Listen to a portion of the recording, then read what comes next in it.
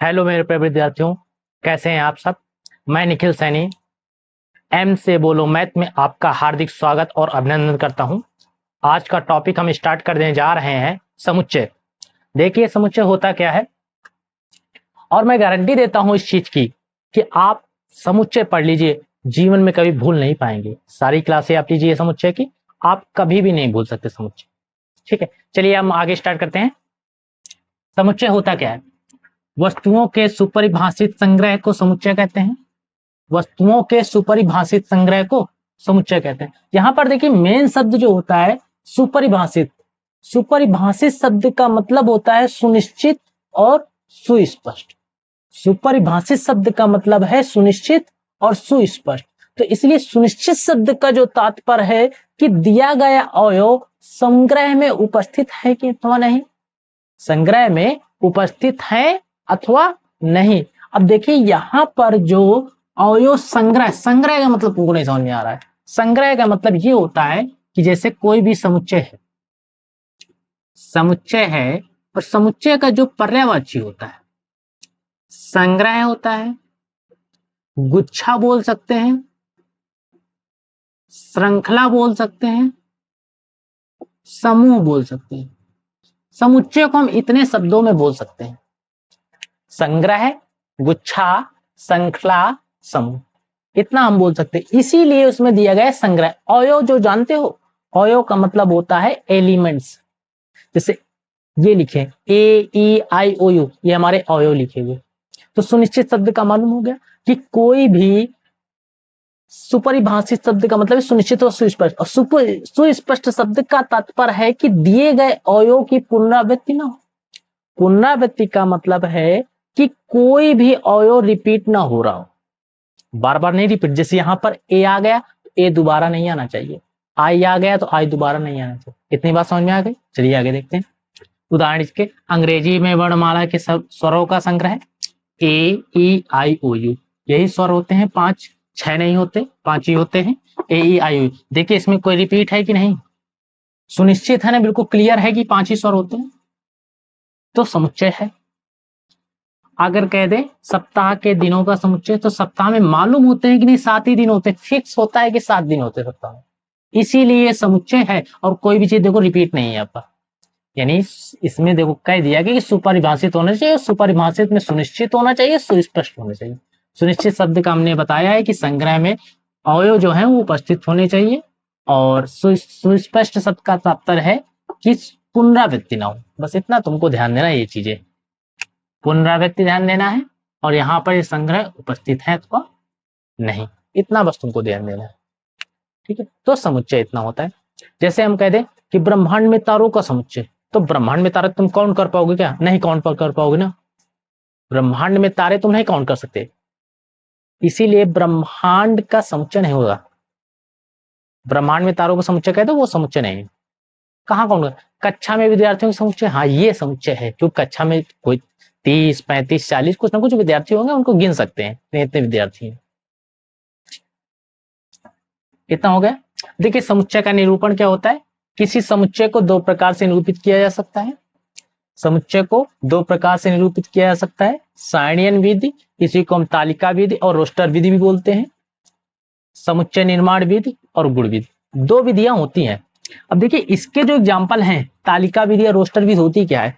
ये जो हमने लिखा है अंग्रेजी वर्णमाला के स्वरों का संग्रह, तो इसको हम इसी के रूप में लिखते हैं ऐसे। ये जो दोनों चीज लिखी गई है, ये ये ये हमारी जो लिखी गई रोस्टर विधि है। ये दोनों ही हमारी रोस्टर विधि है, ये और ये। इसको हम तालिका विधि भी बोल सकते हैं या रोस्टर विधि भी बोल सकते हैं। फिर दूसरी होती है समुच्चय निर्माण विधि अथवा गुण विधि। देखिए ये विधि क्या होती है, समुच्चय निर्माण विधि। इसमें क्या होता है कि अंग्रेजी वर्णमाला के स्वरों का जो संग्रह जैसे लिखा गया है AEIOU, तो इस तरह नहीं लिखना है। इसमें देखते हैं, लिख देना इस विधि में, इस विधि में अवयव को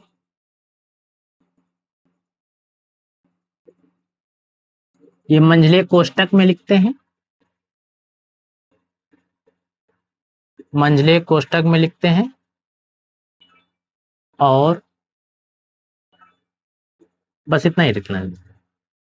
जैसे हम रोस्टर रूप लिख लेते हैं 2 4 6 8 10 डॉट डॉट डॉट। ये हमारा कौन सा रूप लिखा गया? रोस्टर रूप है। इसको हमें सारणिक निर्माण विधि यानी इसी को गुण विधि कहते हैं। इस रूप में लिखना है एक्स सच दैट। देखिए सच दैट ऐसे भी बनता है एक्स सच दैट एक्स, और ऐसे भी हम सच दैट बना सकते हैं, दोनों प्रकार से बना सकते हैं दैट को। तो एक्स सच दैट एक्स सम संख्याओं का समुच्चय, सम संख्याओं का समुच्चय, क्योंकि 2 4 6 8 10 सारी ये क्या लिखी सम संख्या। तो एक्स सच दैट एक्स सम संख्या, यानी इस रूप में जो लिख देंगे, और यहाँ पे ये ब्रैकेट इस तरह लगेगा, ठीक है। इस रूप में लिख देंगे, समुच्चय निर्माण विधि हो जाएगी, यानी रोस्टर रूप विधि में जो लिखना है उसको हम इस ब्रैकेट में लिखते हैं इस तरह का। जैसे कहते हैं वर्ष के महीनों का समुच्चय, तो महीनों का समुच्चय क्या होगा? जनवरी फरवरी मार्च अप्रैल मई जून दिसंबर तक पूरा राइट कर देना इसी तरह। तो ये हो जाएगा रोस्टर रूप, ये भी रोस्टर रूप। लेकिन ये कौन सा रूप है? गुण विधि, ठीक है। तो इतना नोट कर लीजिए और इसका ये राइटर लिख लीजिए।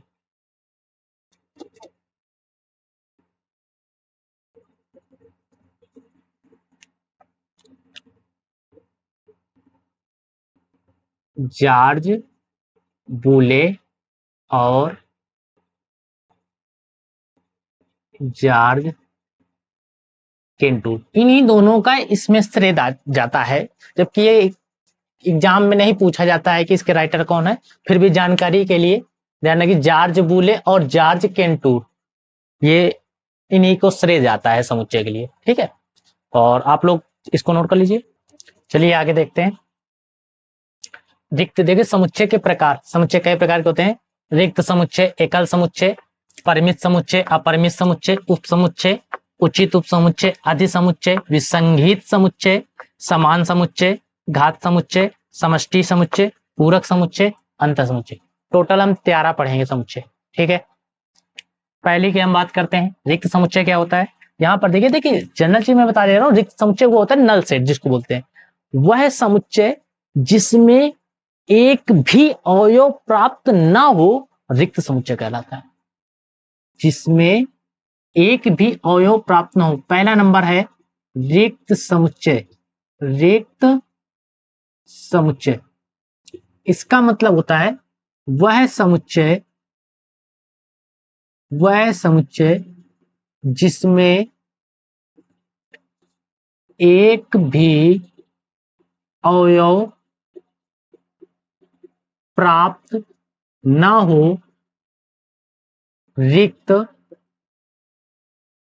समुच्चय कहलाता है।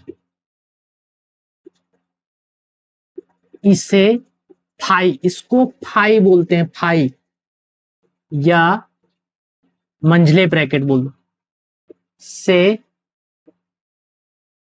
प्रदर्शित करते हैं, ठीक है। इतना हो गया। एग्जाम्पल देखो, अब तो समझ में आ गया ना। रिक्त समुच्चय वह समुच्चय जिसमें एक भी अवयव प्राप्त ना हो। एग्जाम्पल देखो समझ में आ जाएगा पूरा। अंग्रेजी वर्णमाला में ए से पहले का अक्षर। अब बताओ ए से पहले का अक्षर कोई होता है क्या? ए से पहले का अक्षर कोई नहीं होता ना, तो कौन सा समुच्चय है? रिक्त समुच्चय है। इतना हो गया। चलिए इसके बाद दूसरा एग्जांपल देख लीजिए। X such that x square minus 4 बराबर 0। एक्स एक विषम पूर्णांक है। एक्स एक विषम पूर्णांक है। ये जो लिखा हुआ है ये रोस्टर रूप नहीं है, ये जो लिखा गया है ये समुच्चय निर्माण रूप है। एक्स स्क्वायर माइनस 4 बराबर 0, इसको सॉल्व करो। माइनस का 4 है, पक्षांतर करते हैं, प्लस का 4, स्क्वायर हटाओ, अंडर रूट 4 प्लस माइनस 2। अब देखिए जो 2 आया है प्लस और माइनस, पूर्णांक तो है लेकिन कह रहा है क्या विषम पूर्णांक है? विषम नहीं है ना, कुछ नहीं प्राप्त हुआ, इसीलिए ये कौन सा समुच्चय है? रिक्त समुच्चय। रिक्त समुच्चय तुमको समझ में आ गया? अब बिल्कुल ही आसान है, बिल्कुल ही आसान। सोच लोगे कि नहीं कठिन है तो तुमको कठिन लगेगा, सोच लो कि नहीं सब कुछ आसान है तो सब आसान लगेगा। रिक्त समुच्चय वह समुच्चय जिसमें एक भी अवयव प्राप्त ना हो। तो कहाँ प्राप्त हो रहा है? इसमें एक भी तो अवयव नहीं प्राप्त हो रहा है। देखो 5 प्राप्त हुआ, इसमें विषम पूर्णांक है 5 प्राप्त हुआ। इसको हम इस रूप में भी लिख सकते हैं, ये इस तरह भी लिख सकते हैं। ठीक है, चलो नोट करो इसको।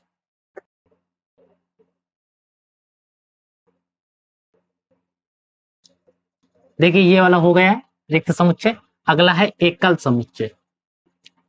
एकल समुच्चय, देखिए इसको जानकारी करते हैं क्या होता है एकल समुच्चय।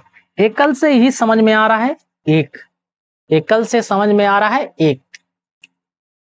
वह समुच्चय, वह समुच्चय जिसमें केवल एक अवयव प्राप्त हो, एकल समुच्चय कहते हैं। वह समुच्चय जिसमें केवल एक अवयव प्राप्त हो, एकल समुच्चय कहते हैं। एग्जाम्पल देखो यहां, अंग्रेजी वर्णमाला में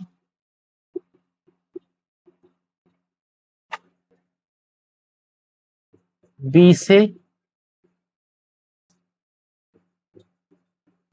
पहले का अक्षर, तो अंग्रेजी वर्णमाला में बी से पहले का अक्षर क्या होता है? ए आता है। रोस्टर रूप में लिख देंगे यहां पर ए। एक ही तो प्राप्त हुआ अवयव, इसलिए क्या है? एकल समुच्चय। ये एग्जांपल है देखो, एक्स दैट एक्स, एक यहां पर 3 लिखिए, तब यहां पर इसके पहले 1 और 3 के बीच में क्या प्राप्त होगा? 2। एक प्राप्त हो गया ना, एक प्राप्त हो गया। आप ये लिख लीजिए एकल समुच्चय, ये भी हो गया। अगला है परिमित समुच्चय। परिमित समुच्चय,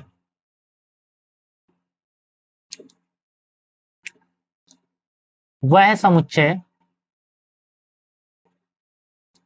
जिसमें अवयवों की संख्या, अवयवों की संख्या निश्चित होती है। वह समुच्चय जिसमें अवयवों की संख्या निश्चित होती है परिमित समुच्चय कहलाता है। परिमित समुच्चय कहलाता है। वह समुच्चय जिसमें अवयवों की संख्या निश्चित होती है परिमित समुच्चय कहलाता है। जैसे एग्जांपल में, जिस अवयव में जिस समुच्चय में अवयवों की संख्या निश्चित होंगी वही परिमित समुच्चय कहलाता है। जैसे यहां पर कह दिया जाए 1 2 3 4 डॉट डॉट 10, तो 1 से लेकर कितनी संख्या है? 10 तक प्राकृतिक संख्या है। अवयवों की संख्या निश्चित है कि 10 ही तक है, उसके आगे नहीं है। कौन सा समुच्चय है? परिमित समुच्चय। आप परिमित भी देख लीजिए यहीं पर, आप परिमित समुच्चय,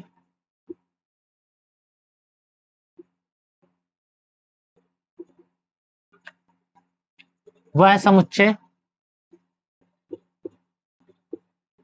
वह समुच्चय जिसमें जिसमें अवयवों की संख्या, अवयवों की संख्या निश्चित नहीं होती है, अपरिमित समुच्चय कहते हैं।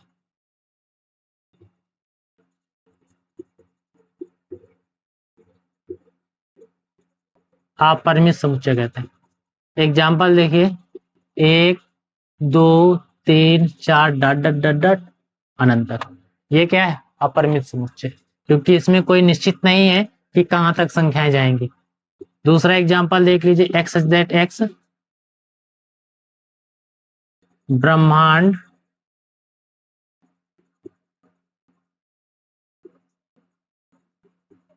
का एक तारा है। तो ब्रह्मांड में कई सारे तारे होते हैं, कोई निश्चित नहीं है, अनगिनत होते हैं, इसीलिए अपरिमित समुच्चय हो जाएगा। नोट करिए इसको। ए इधर देख रहा, इधर देखो बोले, नालायक कहीं का उधर देखने लगता है। नोट करो जल्दी। देखिए ये भी हो गया, ये भी हो गया। अब बात आती है उप समुच्चय की। उप समुच्चय, देखिए उप समुच्चय क्या होता है, तो इसको बोलते हैं सबसेट, इंग्लिश में बोलते हैं। देखिए यदि ए व बी दो समुच्चय, यदि ए व बी दो समुच्चय इस प्रकार हो कि समुच्चय ए के सभी अवयव, समुच्चय ए के सभी अवयव समुच्चय बी में उपस्थित हो, समुच्चय ए के सभी अवयव समुच्चय बी में उपस्थित हो। यदि ए व बी दो समुच्चय इस प्रकार हो कि समुच्चय ए के सभी अवयव समुच्चय बी में उपस्थित हो, तो उसे उप समुच्चय कहते हैं। तो उसे उप समुच्चय कहते हैं। समुच्चय ए के सारे अवयव, देखो ध्यान समझिए, समुच्चय ए और बी दो होंगे और समुच्चय ए के सारे अवयव समुच्चय बी में उपस्थित हो, तो उसी को हम उप समुच्चय कहेंगे। जैसे एग्जांपल देखिए, यहाँ पे एक समुच्चय है, एक दो लिखो, बी एक दो तीन चार लिखते हैं। इसमें है क्या, समुच्चय ए, समुच्चय में क्या है, एक और दो, समुच्चय बी में उपस्थित होने चाहिए इसके अवयव, तो एक दो उपस्थित है, इसमें एक्स्ट्रा है तो होने दो, कोई मतलब नहीं, लेकिन समुच्चय ए के सारे अवयव बी में उपस्थित हो, तभी ये ए उप समुच्चय है बी का। उप समुच्चय का चिन्ह ये बनता है, यहाँ पे लिखा है नहीं, यहाँ पे देख लीजिए, ए उप समुच्चय है बी का। जैसे ए बराबर 2 3 4 दिया गया, बी बराबर 2 3 4, ये जरूरी है देना, इसके अवयव इसमें उपस्थित हैं। इसमें हम बढ़ा भी सकते हैं, 5 6 कुछ भी कर दो, ना भी बढ़ाओ तब भी कोई दिक्कत नहीं, लेकिन ये इसका उप समुच्चय है, समुच्चय बी का उप समुच्चय है। यहाँ पर जैसे ए बराबर समुच्चय दे दिया गया एक, कह रहा है इसके सारे उप समुच्चय लिखो, ए के सभी उप समुच्चय, ए के सभी उप समुच्चय क्या होंगे, फाई लेना है, एक लेना है। अगर बात कह दे ए बराबर दे दे 1 कामा 2, इसके सारे ए के सभी उप समुच्चय, तो फाई लेना ही लेना है, क्योंकि फाई जो समुच्चय होता है प्रत्येक समुच्चय का उप समुच्चय होता है, फाई प्रत्येक समुच्चय का उप समुच्चय होता है। 1 कामा 2, तो 1 फिर 2 फिर 1 2, ठीक है, 4 अवयव हो जाएंगे। अगर ए बराबर 1 2 3 लिया जाए, तो यहां पर इसके सारे उप समुच्चय लिखने हैं, ए के सभी उप समुच्चय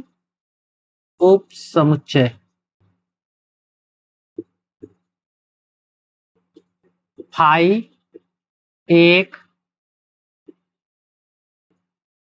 2 3 फिर 1 2 फिर 2 3 फिर 3 1 फिर 1 2 3, 1 2 3 4 5 6 7 8, टोटल 8 अवयव निकलेंगे। ये कैसे होता है, कितने अवयव प्राप्त होते हैं, n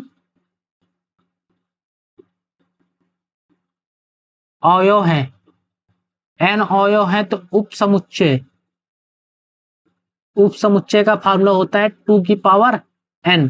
देखो 1 2 3 तीन अवयव हैं, 2 की पावर 3 यानी 8 हो जाएगा। 1 2 अवयव है, 2 की पावर 2 4 हो जाएगा। एक अवयव है, 2 की पावर 1 यानी 2 अवयव आ गए। सभी उप समुच्चय निकल है।